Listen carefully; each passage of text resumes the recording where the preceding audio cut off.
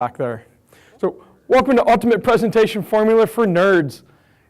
This is one of my favorite talks to give, and this really came about because I was just like all of you, that I was struggling to give presentations, struggling to figure out how do I effectively communicate, doing all the crazy trial and error, watching people's videos, reading people's blogs, trying all the stuff out, and it was rough at times.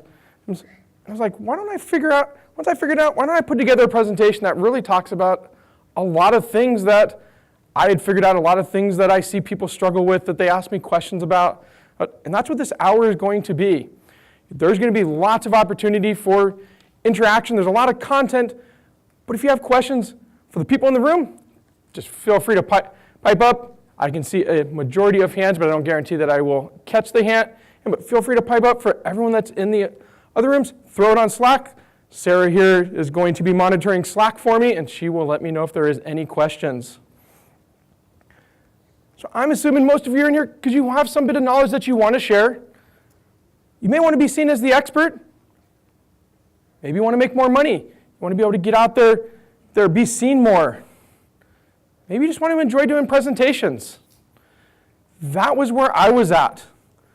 We're going to take a bit of time and cover how did I go from someone that worked in an enterprise, never spoke, even in my local community, to someone that's done international speaking. I've made it over to Oslo, Norway.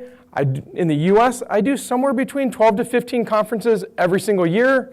Last 5 years, I've done almost 200 talks at over 100 events. And it was a kind of a crazy ramp up. I started doing it as a way to brand myself. I'd been at the same company 17 years. Everything was inside the company, all internal facing. Everything was their intellectual property. I couldn't share any problems I solved. I barely could share technologies that I used. What was I to do? If I wanted to go somewhere else, and I had kind of stagnated in the career a little bit there. I was anxious to move up the chain, wasn't getting up no matter what I did, wasn't getting that next promotion. It's like, maybe I should go look at another company. Well, what is my resume going to say? Hey, I worked at Angular and .NET. Well, what problems you solve? I can't talk about that. Well, what kind of things did you do? I can't talk about that. Can you show me a screenshot? Nope, I can't show you a screenshot. Because I didn't want to be sued. That was where I was at. Nobody knew who I was, even in my community. I originally started doing the public speaking, not with the intent to public speak at all. Not even technically the intent to brand. I was at a meetup. A friend of mine runs the .NET user group in Phoenix, Arizona, where I'm from. He said, hey, I'm looking for some topics. I wanted to learn some topics. I threw out a few. Like any good meetup organizer, he threw it right back to me and said, when do you want to present them? I was like, whoa, that's not what I wanted. Wasn't what I don't want to get up on the stage. I love sharing my knowledge, but you've seen how my presentation's going. It's not pretty. He's like, however long you need, 3 months, 6 months, whatever it is, just let me know. I'll throw it on the calendar. I thought, maybe this is an opportunity. Maybe this is the time to finally solve those presentation woes. Maybe it's the time to actually get out there. I have all this knowledge. I'm a senior architect leading teams, but I'm not sharing any of the knowledge. And I love to share knowledge. I share it all the time within my own team. Let me see if I could do it. I said, how about 3 months again? Fantastic. How about I put you on the calendar? Okay, what did I do the next 3 months? Read every blog post I could get my hands on, picked up a couple books, watched all kinds of videos, put together a presentation that I thought would solve some of my woes. People actually liked it. I got great feedback. I was like, maybe this is a thing. Maybe I could actually do this. Our code camp came around. I already had presentations done. I'll go present there. Met a speaker from California there. He said, hey, our code camp in LA is in 2 weeks. You should come on out. With a swift kick from my wife that said, you should go do this. I went out to LA, place I had never been. That was my first conference outside of Phoenix. Everyone loved the topics. I still didn't think they were great, but at least I was able to communicate. Now I spent the next 4 years trying all kinds of trial and error. This slide deck you're going to see looks nothing like my initial slide decks. If you come from a corporate world, you know exactly what kind of slide deck I had. It was 10 bullet points on every single slide and so much content that in an hour, you were done about 30 minutes in and your brain was full.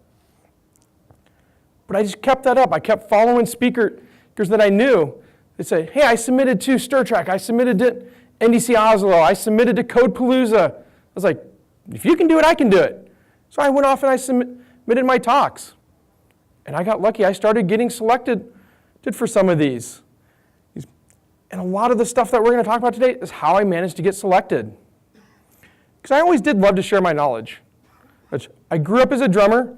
I grew up leading the drum lines that I was part of, did drum corps when I was younger, always was a leader, and then always sharing the knowledge.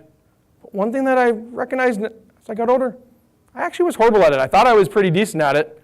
Looking back, I was amazed that they always put me in the leadership position. Because getting data across was hard. Telling stories was hard. I'm betting most of you in here are very, very data-driven. I'm very data-driven. I'm an engineer. I could easily get up here and not tell you a single story and just give you data. I could give you fact after fact and tip after tip all day long. Guarantee every one of you can do the same thing. But it's the stories. That's what I've realized. And everything also would go haywire when I was on stage. Presentations would have just really funky things that would show up that were unexpected. Demo gods always showed up. No matter how much I practiced it, felt like they always showed up, and I couldn't recover from a lot of those failures. People would walk away, and I'd see them the next month, and they wouldn't even remember that I did the talk. Everything was just kind of crazy. See, had to fix that. And one of the primary things that caused that, we don't study public speaking. Very few of you have taken a public speaking course. I know when I was growing up, unless you were on the debate team, you didn't have public speaking at all. We didn't even do book reports or anything where we reported stuff out in front of the classroom. So we never studied that. What did we spend all our time doing? Writing. Wrote lots and lots of English papers, lots of book reports, lots of science reports. We spent tons of time doing English. All of us that have graduated high school took at least 12 years of English. If you went to college, you at least had another 4 years of English. Lots of that, none of that was public speaking. And it's extremely different doing writing and public speaking. If I want to express emotion, you can instantly hear my voice. If I want to get really quiet, you're going to kind of come in a little bit. If I want to get super excited, you can see it. You can see my hand gestures. To do that in writing, that's a page or two worth of writing to try to get that same feeling across because you can't see anything. I've got to make you feel it versus seeing it. So it's very, very different in how we approach things. And to me, public speaking is just about effectively communicating your ideas. And once you start thinking of public speaking that way, it really reshapes your thought process. Most people think of public speaking as being up here on the stage. That's not it at all. Well, it's communicating your ideas. And every one of you is a public speaker, and you practice it all the time. You go to meetings. You speak up in meetings and you talk. Some of you do pair programming. Some of you go to team builders. We're going to have a social event after the conference. We're all going to attend a movie. Conference is kind of a social event as well. We're all meeting new people here. I know a handful of people because I've seen them on the speaking circuit. I've been to StirTrack last year, met a few people. But the majority of you, I'm meeting for the first time today. This is our opportunity to go, hey, what do you do? Oh, I'm really into Angular and .NET, and I'm having these couple talks today. Well, what do you do? This is our public speaking. We also do phone calls, and we do report outs. I know when I go to conferences that my work pays for, I have to go back and I have to report out about the conference to my team. Tell them things that we should do, maybe even things that we should stop doing that I found out at the conference. It's just another form of public speaking. The biggest difference is how effective we are doing it. I'm way more effective doing it now than I was at talk 1.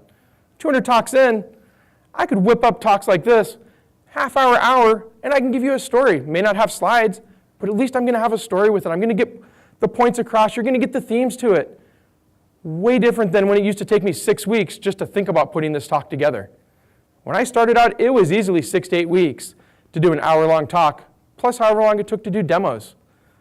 Now, I'm down to less than a week for most of my talks because I know what kind of story I want to tell. Typically, I can come up with my story fairly quickly. I know how my slides are going to look.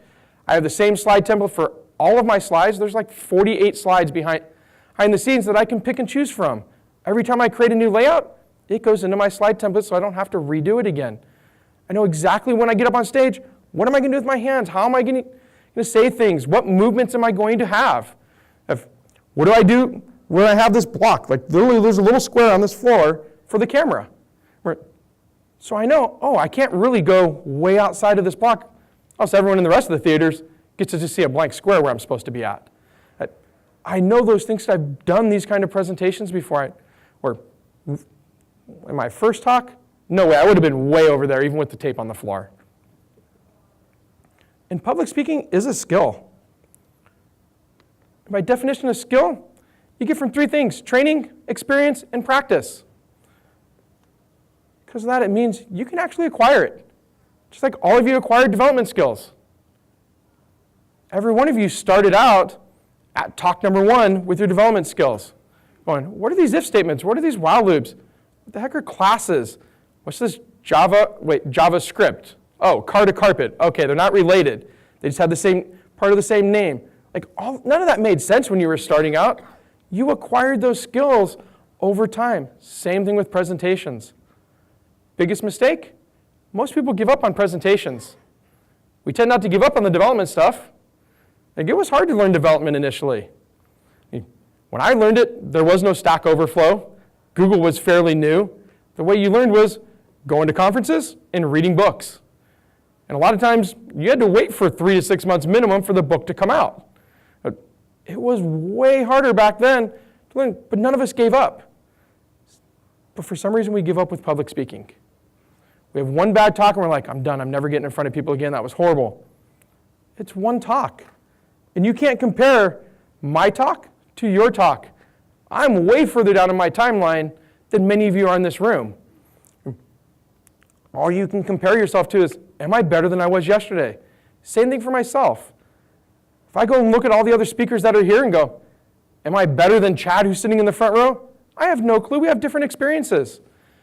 Chad does way different things than I do. He runs conferences. He's been doing this potentially longer than I have. I can't compare myself to that. And I'm never going to catch up to him. Unless he absolutely stops and I manage to get exactly the same experience, I can't catch up. I can only look at myself. So I can't give up. I just keep going with that. Because realistically, all great speakers, we're bad speakers at first. You're seeing the polished version of ourselves. You're seeing, this is talk number 10 that I've done for a version of this talk. You're not seeing the very first time I ever tried to do this. You're seeing a polished version. Thank goodness, just like development, the more you do this, the easier it actually gets. Before we delve into our 4 big things we're going to talk about, let's look at some myths of public speaking, because I hear these all the time. Only extroverts make good speakers. Very few speakers are actually extroverts. Most of us look like we're way outgoing, and then if you catch us right after our talk's done, we just want to go find a quiet place to recharge for a few minutes. Most speakers are not extroverts. This is just about putting on a show, ramping up the energy. That's why most of us don't go see a talk the hour before we speak, because it saps some of our energy trying to use that brain power to consume somebody else's talk. We go and sit in the quiet corner. We go sit in the speaker lounge. That's where I was last hour, hanging out in the speaker lounge, looking at some slides, mentally preparing, charging up the battery so that I can get up here for an hour and then hopefully maintain it, because I also have a 3 o'clock talk. Hopefully I can maintain it, but if not, I'm going to go look in the 2 o'clock hour and go, let me go back to the speaker lounge, let me recharge again. I always love this one. Some people are natural born communicators. That is total rubbish. There's not a single baby that's born in this world that can do anything besides cry. It is a learned skill. We are not naturally born communicators.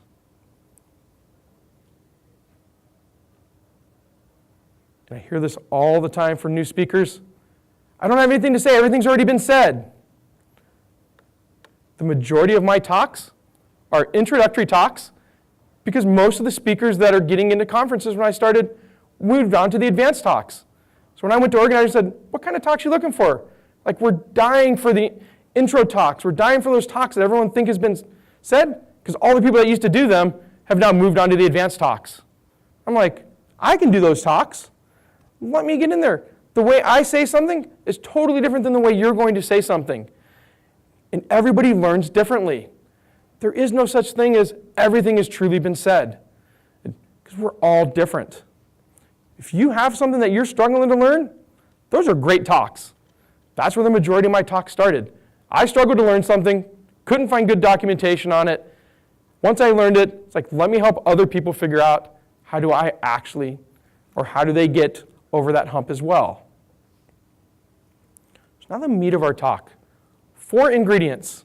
Before we get that, I see a hand coming up here. Yeah, you have a question on Slack. What drum corps did you march? Going back. Blue Stars out of La Crosse, Wisconsin. Okay. And the Arizona Sun, which never actually made it to competition and folded before the season started. Any other questions? All right.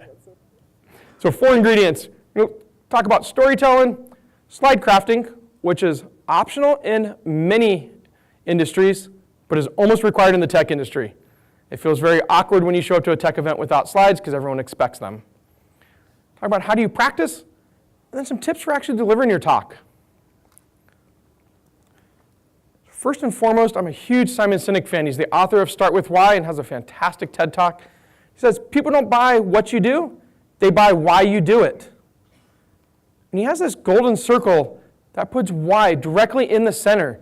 He says that's where you should start, but most people start in the what. This is products that you sell, services you offer, your job, your titles.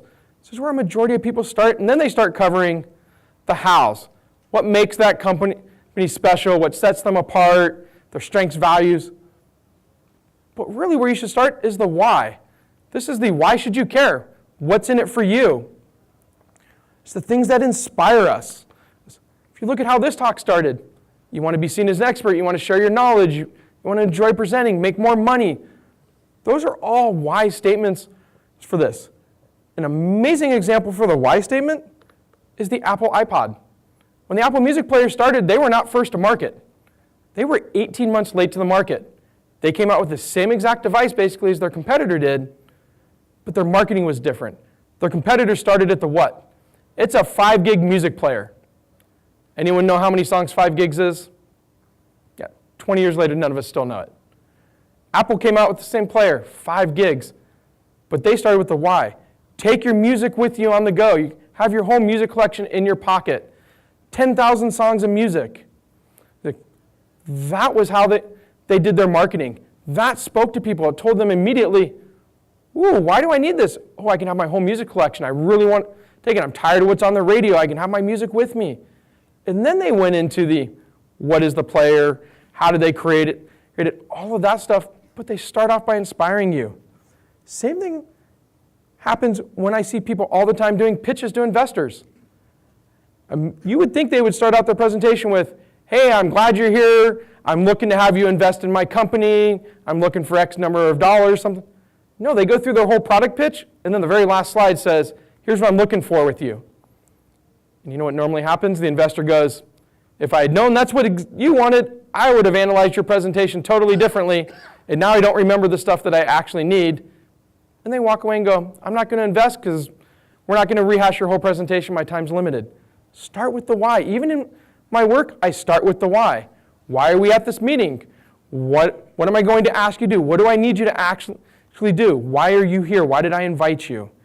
And I get way different responses being able to do that. You also only have about 30 seconds before every one of you is asking yourself, do I want to pay attention or do I want to pull my phone out and start playing games, Facebook, whatever it is? We all have distraction devices in our pocket. You need to engage your audience right away, and those why statements do that. Once you're past the why statement, there's a story arc to everything. When we see the movie later, there's going to be a story arc. Nobody likes a happy-go-lucky story. I mean, nobody. You look at every single story, every single movie that's ever been written, it doesn't just keep doing this and go up, up, up, up, up. There's some bit of drama in there. Oh, everything's going good. Everything's awesome. I've got a great job. I got a great family. Oh, I lost my job. And I went down in despair and I recovered. Like, those are the stories people like. Even in our day-to-day jobs, there's story arcs. Like, our sprint went really well and then we happened to hit some funky thing that caused us to delay by a day or have to push some work out. Like, Every story's got heroes. Every story's got villains. Once you start thinking in the hero-villain scenario, it really does reshape even your work stories. If I look at Cypress UI, 3 o'clock I'm doing an automated web UI talk with Cypress. The hero there is Cypress. It saves me all kinds of time. I can get more confidence. The villain is time. If I do everything manually, it takes a lot of time. That's my villain. So I'm talking a ton about that without truly coming out and saying hero, villain, but that's the part of that story arc. And so you got to have that. But regardless of all the stuff I've talked about, you have to be yourself. Have to bring yourself on stage. Your mannerisms are different than mine, and the words you use are going to be very different. Your slides are going to be different. Your story is going to be different. Bring yourself to the stage. People enjoy seeing the authentic you. They don't want to see you pretend to be somebody else. I could get up here and do the whole Tony Robbins, yeah, let's all clap our hands, let's all stand up and chant. I totally couldn't pull it off. It's not me. You'd see right through it because I wouldn't actually have confidence doing it. Bring yourself. Before you go on, are you going to make your slides available? I know Star Trek has a GitHub specifically for that. But Am I going to make my slides available? Absolutely. Star Trek has a GitHub repo that everything will be uploaded to, and I will make sure to get those uploaded when I get back to the hotel tonight. So, slide crafting. First and foremost, stay out of your slides until your story is ready. If you hop into your slides before your story is ready, you're going to spend all of your time worrying about design. Did I pick the right fonts? Did I pick the right sizes? Did I line it correctly? Do I want to pull in an image? Do I not want to pull in an image? What do I want in my footer? What do I want the design? Like, that's where you're going to spend the majority of your time. And then you're going to get right all the way up until the time you need to give it and go, oh yeah, I need to finish actually writing the story. Focus on the story, get that down, and then worry about slides. Your audience would rather have a good story that tells them what they need to know than to have a beautifully designed slide deck that doesn't tell them anything. Once your story is done, don't make your slides books. You notice there's not a lot of text on my slides. Very few of my slides outside of quotes have much text on them. Slides are not books. They're meant to just give you a quick visual representation. They're nothing more than props. If my slides went away right now, you're going to get the same exact talk that I'm giving with slides. You just won't have a visual cue. But I'm going to tell you the same story. And you notice there's no bio slide in my deck at all. I try to weave my bio into my actual story. I talked about my journey to international speaker. That was the important stuff here. You didn't want me to spend 5 minutes covering all of the tech stuff I've done. Like, who cares that I've done Angular and .NET and a whole boatload of other stuff? That's not relevant to this talk. When I do my Cypress talk later, you're going to see a little bit more of a bio slide that talks about some tech stuff because it's important to know for that. But I try to weave it into the story. And number of slides, absolutely irrelevant. I hear all the time from people, oh, for 20 minutes you can only have 10 slides. Who cares? It's all about telling the story. If it takes me 50 slides to tell the story and I can effectively do it in that time slot without rushing through it, that's the number of slides I need. Your constraints are time and the story. I obviously can't have 1,000 slides in a 60-minute talk. I'd be flying through them at lightning speed and you wouldn't catch a single one of them. But this slide deck, there's probably over 120 slides or so-ish in this deck because they're all like this. They're all short little bullets that build on each other. So don't worry about the number of slides. Worry about the story and making sure it fits in that time frame. And then don't make your audience work for it. This goes to font sizes, bullets. It's the font you actually pick. I can't count the number of times I've seen fonts that are so small that the third row can't read the font. Like, don't make your audience sit there and pull their camera out and zoom in and take a picture so they can attempt to read your slides. Don't put so much text on the slide that they're spending all their time reading it and then missing all the things that you're saying. Make it easy for your audience to consume. This is one of my favorite quotes. The purpose of the first draft is not to get it right, but to get it written. So even though your story is done, throw it into the slides. It doesn't have to be perfect. As long as you have something that you can run through. Every time I put a slide deck together, even when I think my story is perfect and I'm ready to present it, I'm making adjustments as I'm going through practice. Pulling slides out because I'm realizing, oh, I already talked about that slide just in the natural flow. Or, oops, I forgot to add a slide in there that I needed, so I skipped over a portion of the story. You keep modifying it, but you have to have a draft. If you don't have a draft, you can't even do the practice. Like you have no opportunity to do anything besides sit there. So you got to get the first draft done. And there's a boatload of other things that are in an ebook that I have. So I will make sure that this gets posted out to Slack as well. It'll be in the slides. But it's a free ebook you can get at letyournerdbeheard.com/nail-your-talk. And it goes through 5 steps. It'll cover fonts. It'll cover a bunch of stuff for bullets. Cover the slide advancer that I have, which model it is. There's a bunch of hardware that you should get, like dongles. If you don't have HDMI built into your laptop, you need a dongle to go from like VGA to HDMI or whatever for ports you have to HDMI. You also need one to go to VGA. Not everybody has HDMI on their projectors. So the ebook covers all of that stuff for you. So, any questions on Slack at all, Sarah? Hey, any questions in the room so far? So, do you also recommend going to Toastmasters or anything like that? So the question is, do I recommend going to Toastmasters or anything like that? Toastmasters is an absolutely fabulous group, and it gives you the opportunity to practice. It gives you the opportunity to practice in front of people.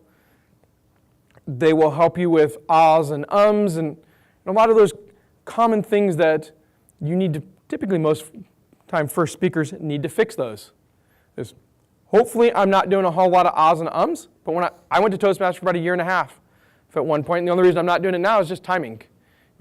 But I had a ton of ahs and ums, ton of filler words, a ton of what we call the double taps. I've had a couple, just answering your question, where I started a phrase and then I restarted the phrase. They help you recognize those things. So it's a fantastic group, especially for the price. My group was every 6 months was like $57, and we had a once a week meeting, and it's also one of those groups where you get evaluations, but it's never about you. It's always about your presentation and about how do you make your presentation better. Once in a year and a half, and rightly so, I got an evaluation about myself. I had a pair of shoes on a tile floor, and it was like stepping on the duck every time I walked. And even I noticed that I was having to speak really loud to overcome my squeaky shoes. I got a squeaky shoe comment. What did I do the next time I presented? I happened to have the same shoes on, unfortunately. I took them off, presented in socks, and I started out with a joke about, you're not going to have to listen to those shoes this time because I left them sitting over there by my chair. Got a nice laugh and got to go. So nowhere do they really hammer on you. I've been to other groups where they kind of hammer on you. Hey, you're not wearing the right clothes. You're not doing the... No, Toastmasters is super friendly, so I would do it in a heartbeat. Any other questions? Okay, practicing. So it is practice, not talent, that holds the key to success. This is really true. If I gave every one of you in the audience this slide deck, and I gave you a week or two to practice and come up with something to say, every one of you could come up with something decent to say.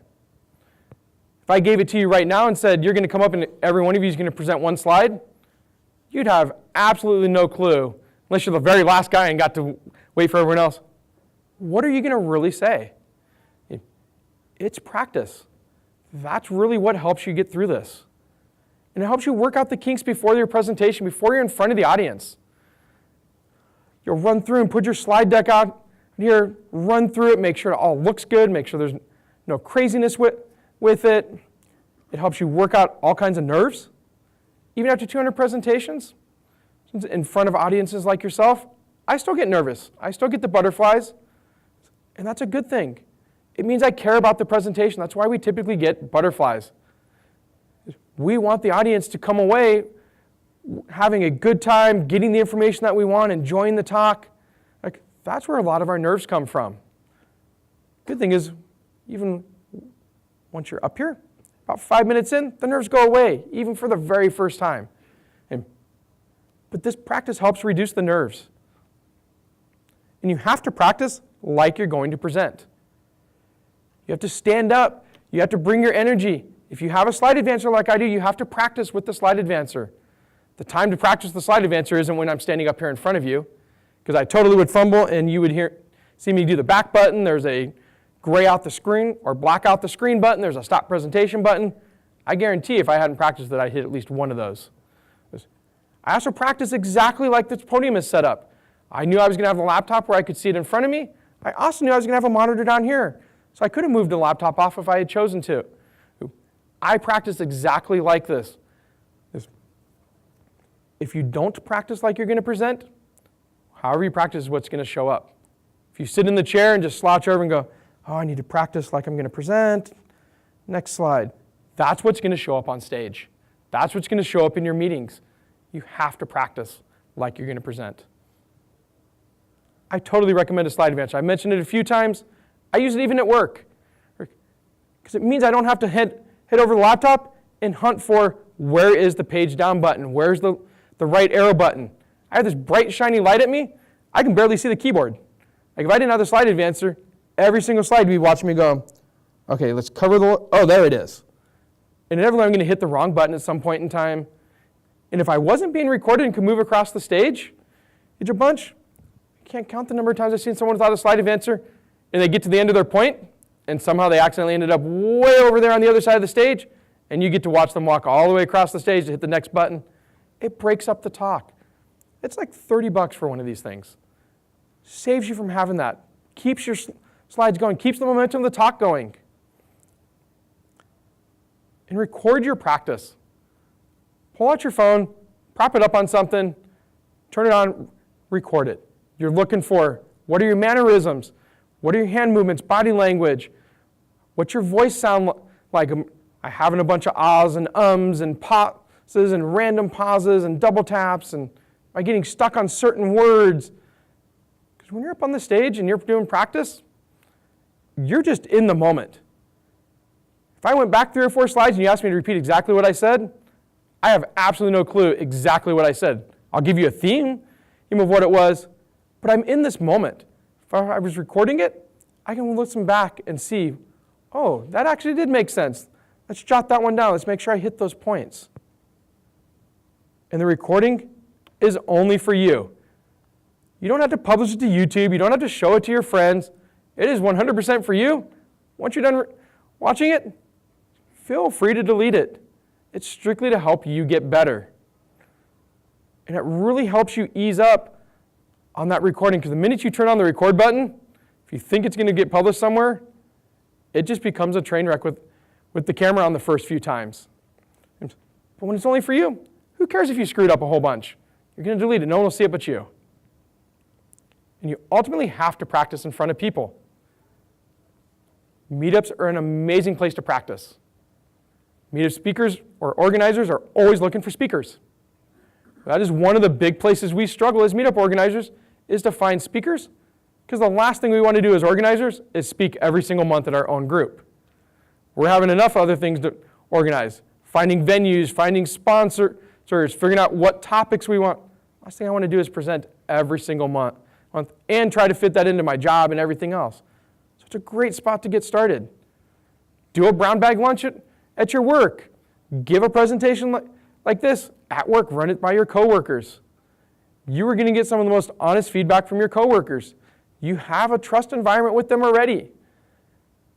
Because if I present in front of meetups, 99% are going to say it was amazing. And the 1% that didn't like it probably won't tell me. Same thing that happens here. The majority of you will not come up and say anything besides, great talk, thank you, even if there was places you didn't like. That's just human nature. But friends will absolutely tell you that stuff. So delivering, we've gone through getting our story done and getting our story arc in there, creating some slides. We've practiced. Now we've got to actually deliver. Got to show up on stage. Got to do the thing. And the success of your presentation will be judged not by the knowledge you send, but what the listener receives. No matter how much knowledge I send your way, it's all about what you're actually able to receive, how I actually use my voice. Because words are just words until we attach emotion, meaning, and application. If I got up here for this whole hour and just went, words are words until we attach, I might not even get through this slide before at least one of you gets up and leaves. Like, you have to bring that emotion so that you get, and I can transfer to you, the knowledge that I want you to have, the emotions that I want you to get. And you have to make some eye contact, real eye contact. As a new speaker, I can almost guarantee most of you will put somewhere right about the top of the forehead is where your eye contact will be. You will swear you're looking people straight in the eye, and you're not. You're looking at their forehead, and it's just unintentional. It's hard to look people in the eye and focus on them. But if you look them in the eye, and you kind of do head nods, you're going to get head nods back from people. They're going to acknowledge. I've gotten a bunch of head nods from the folks that are in the audience and says I've said certain points. You also don't want to do the sprinkler. You know the old lawn sprinkler where it's one of these deals and you're moving your hand back and forth? Now, could you just imagine the whole time I was like, hey, and today you need to make some eye contact. Like, I would be dizzy and you'd be tired of it. Just look at people. Don't stare at them. Makes them nervous if you stare at them. It's okay to look at somebody for a whole point if it's a short point, especially if they're into it, but then move to somebody else. Move to a different part of the room. Making that eye contact really helps that engagement, really helps people enjoy the talk. I know over the phone you can't make eye contact, but see if your work wants to turn on their webcams. We actually had a bunch, my team's very remote, a number of our meetings we've turned on our webcams. It really helps with engagement. It's amazing how much more engaged my team was the minute they couldn't hide behind multitasking.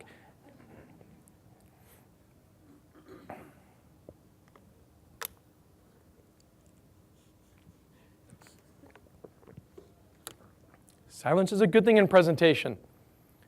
Did y'all notice what I used to make it easy for me? Water bottle. If I just stood up here that whole time, I would be counting my head going, 1,000, 2, 1,000, am I at 10 yet, am I at 20? Feels like forever. And all of you in the audience are going, oh cool, it's just a pause. By taking this water bottle, I can easily get 5 to 10 seconds. And it feels extremely natural, and it helps my voice as well. You have to wear something comfortable when you're up here. If you're not going to, or if you're going to present in something that you normally don't wear, you have to practice in it. If you're at an event where they require you to be in a suit up here, and you never wear suits, the first time to give your presentation, the suit is not in front of your audience. Because you're going to be worried about, does the suit look right on me, and all of those kinds of things. You also need to be aware of, if you're going to be mic'd, what kind of shirt do you have on? Do you have a place for the mic to actually attach? If you've got like a tuxedo with a big frilly thing in the front of it, there's kind of a hard place to attach a microphone. And the last thing you want is your microphone way over here because it's the only place to attach it, because then you get to do this the whole time so that you get your voice in the mic. So wear something comfortable. For the ladies that are watching, if you wear really tall high heels, the audience will actually be worrying the whole time that you're going to fall and break your neck. So you have to balance that. It's not wear flats, but if you wear these 5, 6-inch heels, which I've been on entrepreneur events where a lot of the ladies that own businesses are all dressed up to the hilt with super tall high heels, and I'm literally waiting to see, are they going to make it up the stairs on the stage or not? So you have to balance those two out. Just wear something comfortable so that you're comfortable. Everything you can do to make it easier up here is what we're working on doing. We're doing practicing to reduce our nerves so that we can focus on giving the talk. Wearing something comfortable so I'm not going, I'm kind of itchy, I don't like this outfit. No, I presented in t-shirts and jeans many, many times. Earlier in the week, I was at a different conference, and I had to present in a polo and dress shoes. They had a dress code at that one. I couldn't wear t-shirts. You know what? I practiced in that a little bit. Luckily enough, that's an outfit I've worn many times to work. But I had to practice a little bit in the dress shoes. I normally don't wear dress shoes. I normally put tennis shoes on with it. I had to make sure I could move around, make sure that I knew, oh, these are a little bit slicker on stage. I have to make sure when I plant that I don't slide across the stage. You have to practice that stuff. And don't step on your laughs. Notice when I talked about the webcam, I got a bunch of laughs in the room. I just let the laughs die down before I moved on. If I had immediately started talking, if I threw in another joke that you thought was funny, maybe you'll laugh at the second one. By the third one, you won't laugh at a single joke the rest of the presentation because you don't want to miss what I'm saying. So just let the laughs go. Sometimes you may actually practice your jokes. I know many speakers that practice the jokes. I am not one of those speakers that practices my jokes. Many times if I've given a talk enough, I kind of know where I'm going to throw in maybe a joke, maybe hammer on something a little bit, poke fun at something, and I'll throw something out there. But if I really want to get the great laugh, I do have to practice it. I do have to let the actual laugh happen. And if you can, perform a tech check. When you're at an event, just ask them, hey, can I do a tech check? This is hooking your machine up to wherever you're going to present, go into the back of the room, having somebody, if you don't have the slide advancer, you should have a slide advancer, go to the back of the room, flipping through your slides, making sure, are all the fonts good? Can the back row actually read my fonts? Are the colors good with the projector? If I have any videos, do they actually play? If I have sound, does it come across? Do I have anything funky with my slides I didn't catch? I have a lot of built-in animations in my slides, but if I had a picture on this slide instead of the text, it automatically dims by default unless I remember to remove it. I want to catch that stuff in the tech check. Hopefully I'd caught it during practice, but I've had times where I've not. I've added a slide and then forgot to move an animation. Catch it in the tech check. It's also a great spot if your laptop doesn't hook up, you actually have time to fix it. Like I know earlier one of the presenters had a Mac and it didn't want to hook up in the room. Like tech check potentially would have told them that might actually have issues. Instead of rushing around in the 15 minutes between talks, trying to get that solved, trying to figure out what dongle do I need? Do I need a new cable? Do you guys, as AV people, need to do something different? Like that's really stressful. Thankfully, it happened to a speaker that's really experienced, so I'm sure he knew how to handle it. As a first-time speaker, oh my goodness, that would just definitely put me off my game.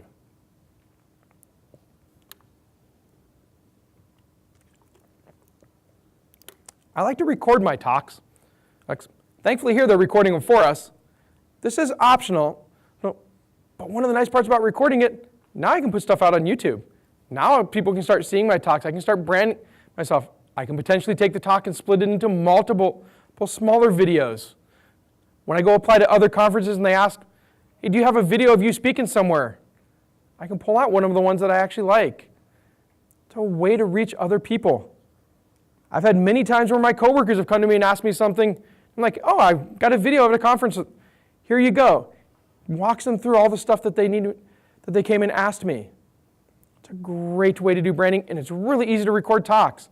They have cheap lavalier mics. The ebook I mentioned earlier talks about microphones to get. You can easily get a camera, and using Camtasia in the camera, you can record your talk really easily. It's now a huge, huge secret about the audience that no one tells you when you're starting out.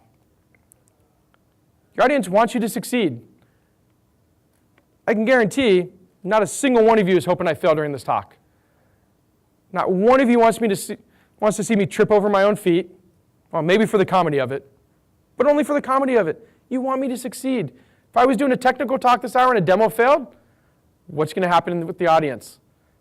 You guys are going to be looking to see if you can figure out what went wrong, and you're going to be shouting out, hey, what about this? I noticed this. And you're going to try to help me actually get my demo back on track because you want me to succeed. You want to pay attention to talk. That's why you came here. That's why you come to conferences. That's why you come to events. You want to pay attention to the event. And you want to remember the talk. You want to take stuff back to your work. You want to take stuff back to your career and be able to implement stuff. So the audience wants you to succeed. You guys want to pay attention and you want to remember the talk. Knowing this really helps put you at ease when you're up here on the stage. Because it's not a me versus you. We're all in this together.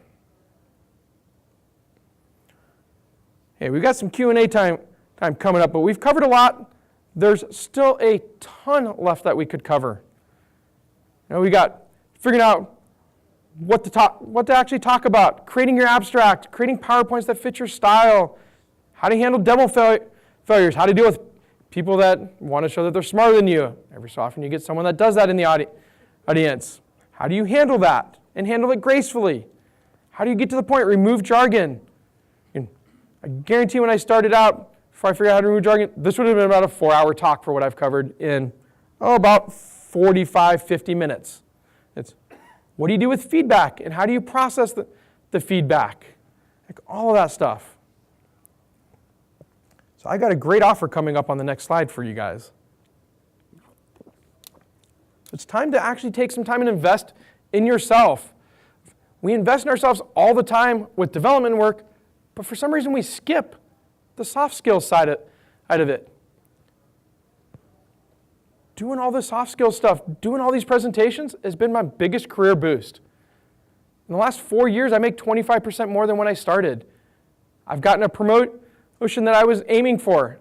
I'm still at that same company that I started at 17 years with. I'm at almost 22 years now. All the stuff I've been claiming for over 10 years has come about because I've started getting out and speaking and being seen as that expert in the community. I've gotten a Microsoft MVP that I always wanted. It's kind of a cool award. I was like, I would love to have it. No clue how to get that before. Public speaking has helped me get there. I'm offering every one of you, and I can do this because I can guarantee out of probably the 50 of you that are sitting in this room, less than 5 of you are actually going to take me up on this. Free 30-minute discovery session where we can get on the phone and we can chat about where you're at with your communication and your public speaking, and where do you want to get, and how can I actually help you get there? What things do I have? I have a public speaking course that's coming up in June. And I've had several people that have taken it that are now international speakers. I have several that have gotten into their first conference. One of my friends that took the course, she got into OzCon in Portland. Very first conference ever. It's a big open source conference. So I'm offering all of you a free 30-minute discovery session. Just hit me up on Slack. I'm on the Star Trek Slack.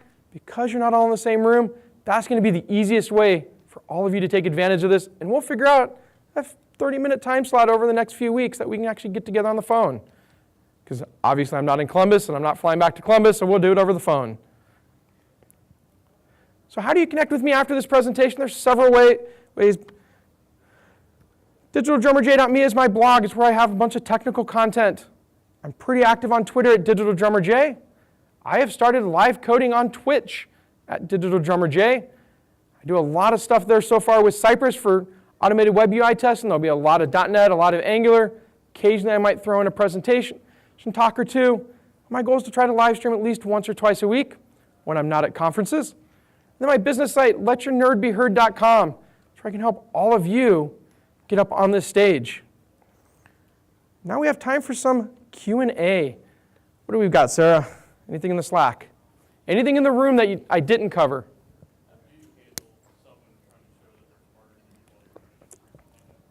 How do you handle someone that is smarter than you while trying to give a presentation? If they are somewhat on topic, I will let them go for a little bit, and kind of try to bring them back into, hey, here's the topic we're at, and try to direct their question to there. If it's something that totally is just derailing the conversation, I give them a little, hey, that's not what we're here to talk about right now, but let's talk after this so I can get back to the presentation. It's giving them the blow off of, this isn't where I want to go with this, without making them feel upset. Because your goal is to get back on track without annoying them. Because you annoy them, they're going to keep going. It's the same way when I don't know an answer to a question. I have no problem saying, I don't know, I'll have to go look that up. Come and talk to me afterwards and we'll exchange info. I never try to BS a question when I'm on stage. If I don't know, I just don't know. It's impossible to know everything. Other questions? You mentioned branding at least several times in this talk. And I was kind of curious what with the number of talks you've done, 202 years, is it? Over 4 years, yes. 4 years? That's a pretty significant investment of time. What is your strategy to filter out some of the noise and then zero in on things that support your branding goals? So the question is I heard a bunch of branding stuff throughout the talk. Over the 4 years you've given 200 plus presentations. How do you kind of filter out the noise and find the important things to actually work on? Sum it up? All right. Biggest thing is looking at where do I want to go with the career? What do I want to be known for? And so it's one of the reasons I now have centered in on Angular. Everything I do relates back to Angular, whether it's giving workshops on Angular, it's telling how to do automated web UI testing and using Angular as my demos. I've done those two, and I've also centered in on .NET. That's my tech stack. Those are the things I want to be known for. And then from a business standpoint, I have this presentation talk because I own a business helping people get on the stage. So those are the things that I want to be known for. I don't do any mobile talks anymore. I don't chase stuff like React. I guarantee if I did React and Vue, I could probably get into a lot of conferences that I'm not able to get into with the Angular stuff because they're big in that space in those cities. I don't want to chase that stuff. I don't want to be known as that. I've got other people that I've helped out. They've done tons and tons of stuff with Java, but they don't want to be known as Java anymore. They want to be known as technical leaders outside of that space. I'm like, stop giving Java talks. Like, it's as simple as that. Like, you have to adjust your brand and what you work on to where you ultimately want to go, and you have to look forward to go, does it support my goal or not? Like, there's some conferences that I've only done once, because I went to it, I was like, this doesn't really support my goal, your attendees and your community, the tech stacks that they're into isn't the tech stacks that I'm into, so for me to show up, I'm not going to get business out of it, I'm not going to grow my network, so I don't go back for second year for some of those, because it doesn't support the brand. So I always look at brand first. As you increased your speaking engagements, did you get more flack at work, and how can we handle the similar flack at our own jobs? So as I increase my speaking engagements, did I get more flack at work, and how can you handle some of that at your work? I did get a little bit of flack when I initially started. I have 4 weeks of vacation a year, and 3 of my 4 weeks was speaking at conferences, and it was also me paying to speak at conferences. Just that was their version of support. I've since moved groups. I was in a group after that was a freelancing group. My only job was to find work that people wanted. They were fully supportive of career development. And so they're like, go do whatever you want to do. You're good to go. My current group, it's a balance. And so I have to make sure that I still get my deliverables in, that I figure it out, because speaking is not part of my day job. This is something I do to help the community out. And so what I get now is I don't have to take vacation, so I still get to keep my 4 weeks, and I get to be here. In years past, they have paid for a bit of my travel. So I had negotiated, instead of going to like a pro level conference, like one of those $2,000, $3,000 tickets plus travel, can you just give me that budget? Because we're allowed to go to one of those every year. I'm like, just give me the budget, I'll fit in my speaking stuff. And they've been very supportive of that. It gave me 6 to 8 conferences I could go to in that same budget. Now, I am pushing my limit this year. I've got 8 events over about a 3.5 month period. My boss is fully supportive of it, but I know the time is coming. If I put in a 9th or 10th event in that same time frame, I would probably have a talk about. It's like, hey, we've got deliverables. So it is a balance. It's in there. I also have my work laptop with me. I've logged in a couple times this week because it's my second conference this week. I logged in a couple times earlier in the week while at the other conference at night, early in the morning, and got some work done, pushed some pull requests. So I have to have that balance. It's not just all show up to the conference, have fun, move on. And now, if you are in a space where you're in a consulting agency and you're doing billable hours, that is a whole different ballgame. I'm in this place where I'm not doing billable hours, I'm fully salaried.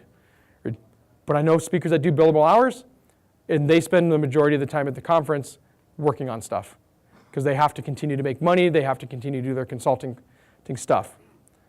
But at the end of the day, just have a conversation with the boss. Say, this is where I want to go, this is what I want to do, this is my career aspirations, and this is how it's going to help the company. This is how it's going to help grow our products, grow our teams. You have to speak to them in the business terms to get that approval. It can't just be, hey, selfishly, I want to go and do this. Because selfishly, I would love to speak 2 to 3 weeks every single month. That doesn't move the business forward. So, answer your question for you? Okay. Got one on Slack here. Do you recommend any tools or apps to improve public speaking? Do I recommend any tools or apps to improve public speaking? Use PowerPoint, first off.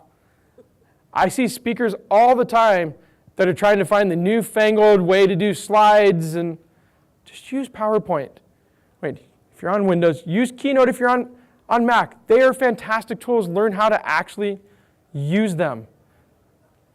For images, there's free sites like Unsplash that give you some fantastic images. Just make sure whatever images you get are Creative Commons licensed so that you don't get in trouble when you get recordings. As well, there's a presentation timer called Speaker Alert for the iOS device, so iPhones.